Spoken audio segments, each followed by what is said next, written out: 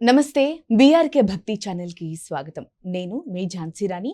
ఇవాళ మన స్టూడియోలో ప్రముఖ ఆధ్యాత్మికవేత్త ప్రొఫెసర్ డాక్టర్ ముల్లపూడి సత్యనారాయణమూర్తి గారు ఉన్నారు. ఆయనతో మాట్లాడదాం. నమస్కారం గురుగారు. నమస్కారం అమ్మా ఝాన్సీ రాణి. గురుగారు, జులై మాసంలో ద్వాదశ రాశులలోని 3వ రాశి అయిన మిథున రాశికి ఏ విధంగా ఫలితాలు ఉండబోతున్నాయి, అలాగే వారు పాటించాల్సిన పరిహారాల గురించి తెలియజేయండి.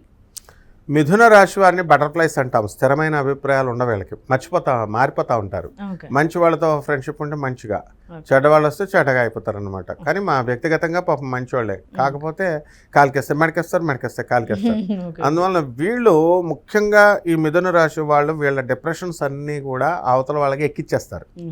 వీళ్ళతో ఫోన్ మాట్లాడితే వీళ్ళ జీవితంలో చిన్నప్పటి నుంచి జరిగినటువంటి బాధలన్నీ కూడా అవతల వాళ్ళకి చెప్పి వీళ్ళు బాగానే అయిపోతారు, అవతలవాడు పిచ్చోడైపోతాడు. ఇది జూలై నెలలో వీళ్ళు చేసే పని. ఇకపోతే వృత్తి, వ్యాపార, ఉద్యోగ విషయాలలో వీళ్ళకి రాబడి బాగా పెరుగుతుంది.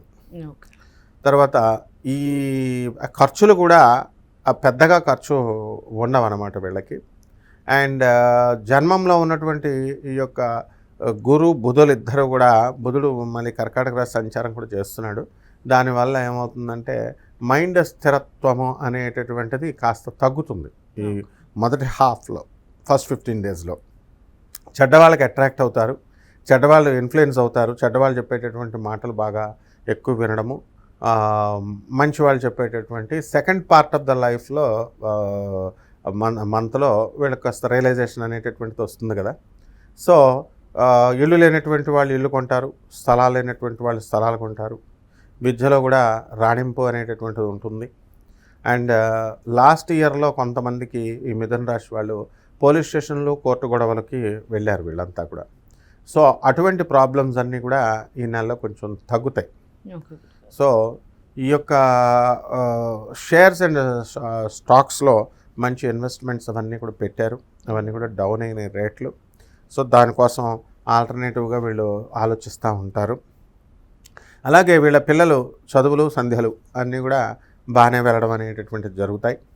And they will be happy with their children's performance. And పెళ్లి కాని వాళ్ళకి, పెళ్లి కాని యువతీ యువకులకు ఏ విధంగా ఉండబోతుంది అంటారు?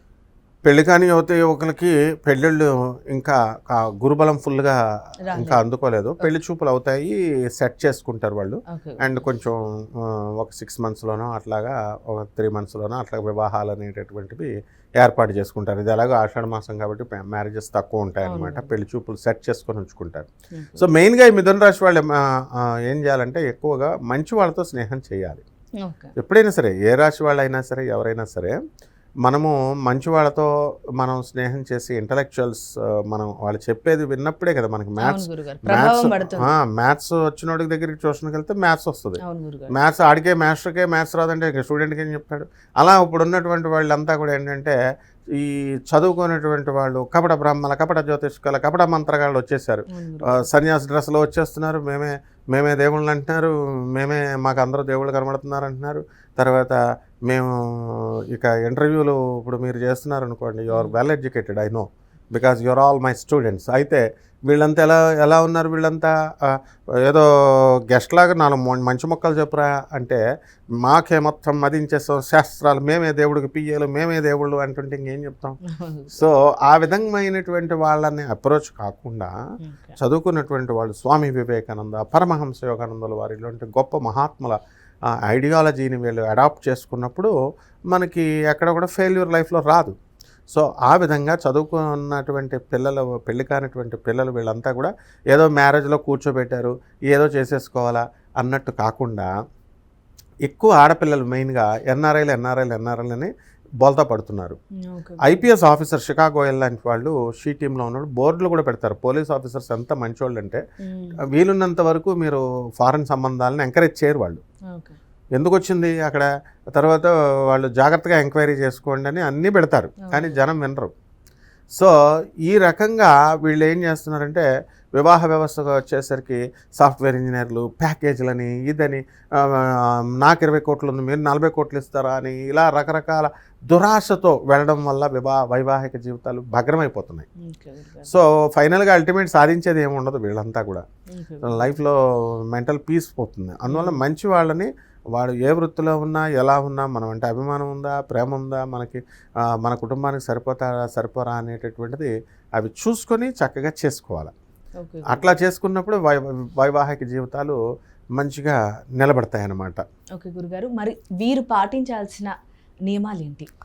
పరిహారాల కోసం ఏం చేయాలంటే మనము ఈ మిథున రాశి వారికి గురుబలం లేదు కాబట్టి గురు జపం చేయాలా, గురు స్తోత్రాలు చదవాలా, గురువుకి కిలోంపావు శనగల్ని పసుపు రంగు వస్త్రాలను ఇచ్చి పేద బ్రాహ్మణులకి గురువారం నాడు ఉదయం తెల్లవారుజామున 3 గంటలకు చేయాలి. 3 గంటలకు మరి కుదరదు కదా, పంతులు గారు వస్తాడా తెల్లవారుజామున నీకు నేను డబ్బులు ఇస్తా దానమే అయితే రాడు. అందుకని మనం వెళ్ళిపోయి పంతులు ఇంట్లో దుకాణం పెట్టేసి అక్కడే పడుకోవాలి, లేదా పంతులు ఎత్తుకొచ్చి కిడ్నాప్ చేసి మన ఇంట్లో పడుకోబెట్టుకొని తెల్లవారుజామున 3 గంటలకు ఇచ్చి పొరబాబు అనాలి. అలా కుదరదు కాబట్టి 6 o'clock అయినా మార్నింగ్ ఇచ్చి దానం చేసుకోవాలా.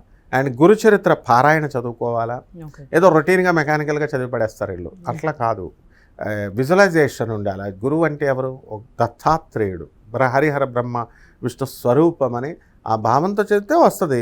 అంతేగాని అలాగే పెద్దవాళ్ళ మాటలు వినాలి వీళ్ళు.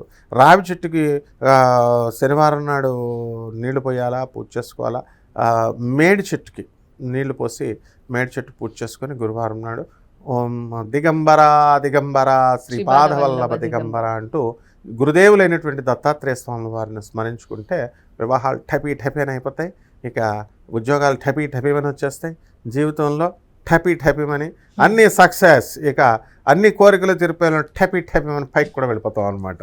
ఓకే గురుగారు, మిథున రాశికి సంబంధించి రాశి ఫలితాలు అలాగే వారు చేసుకోవాల్సినటువంటి పరిహారాల గురించి చాలా చక్కగా వివరించారు గురుగారు. ధన్యవాదాలు.